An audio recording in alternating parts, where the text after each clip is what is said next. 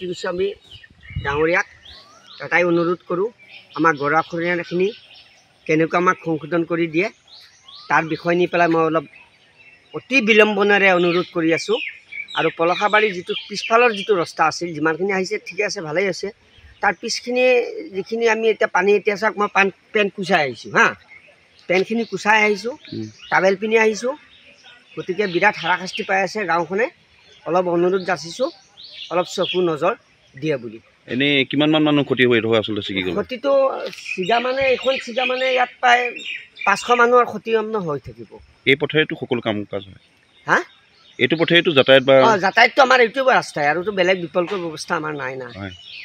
গতিকে মহোদয় ডাঙৰীয়া, আমাৰ জ্যোতি গোস্বামী ডাঙৰীয়াক বা আমাৰ ডাঙৰ মিনিষ্টাৰ হেমন্ত বিশ্ব শৰ্মাক বিলম্বনে অনুৰোধ কৰি আছোঁ, যাতে আমাৰ ৰাস্তাটো অলপ চকু কাণ দিয়ে বুলি মই ধন্যবাদ। আমাৰ ইয়াত পানী হৈছে, গৰুৰ খাদ্য একো দিয়া নাই, চৰকাৰে একো সা সুবিধা একো হোৱা নাই।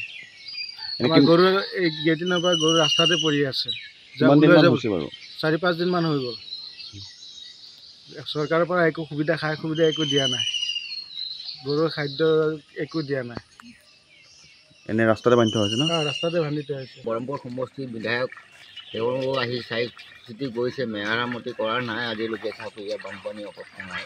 গতিকে অতি সোনকালে যদি কৰি দিব পৰা যায়, কিবা এটা ব্যৱস্থা কৰি আমি অলপ এনেই কেতিয়া ছিগিছিলে এইটো আচলতে?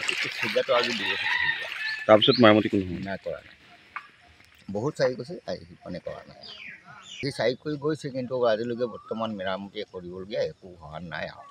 হয়, আপুনি কি ক'ব এতিয়া? তাকে ভাবিছোঁ, যদি অতি সোনকালে যদি এই কিবা এটা ব্যৱস্থা কৰি দিয়ে, আমি অলপ ভাল পালোঁ। যোৱাকালিৰ পৰা মানে আমাৰ ইয়াত পানীটো বেছি বাঢ়িছে।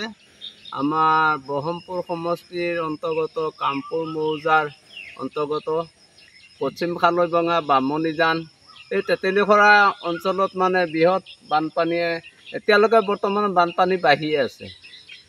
আৰু স্কুলৰ যোৱাকালিতো ছাত্ৰ ছাত্ৰীসকল আহি পেলাই তেওঁলোকে স্কুলত সোমাব পৰা অৱস্থা নাছিল। ইমানে। এনেই স্কুল বন্ধ দিয়া হৈছে নেকি?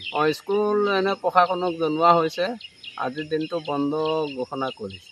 আমাৰ ইয়াত পানী হৈছে, গৰুৰ খাদ্য একো দিয়া নাই, চৰকাৰে একো সা সুবিধা একো হোৱা নাই। আমাৰ গৰু এইকেইদিনৰ পৰা গৰু ৰাস্তাতে পৰি আছে। 4-5 দিনমান হৈ গ'ল। চৰকাৰৰ পৰা একো সুবিধা সা সুবিধা একো দিয়া নাই, গৰুৰ খাদ্য একো দিয়া নাই। এনে ৰাস্তাতে বান্ধি থোৱা হৈছে ন? ৰাস্তাতে বান্ধি থোৱা হৈছে।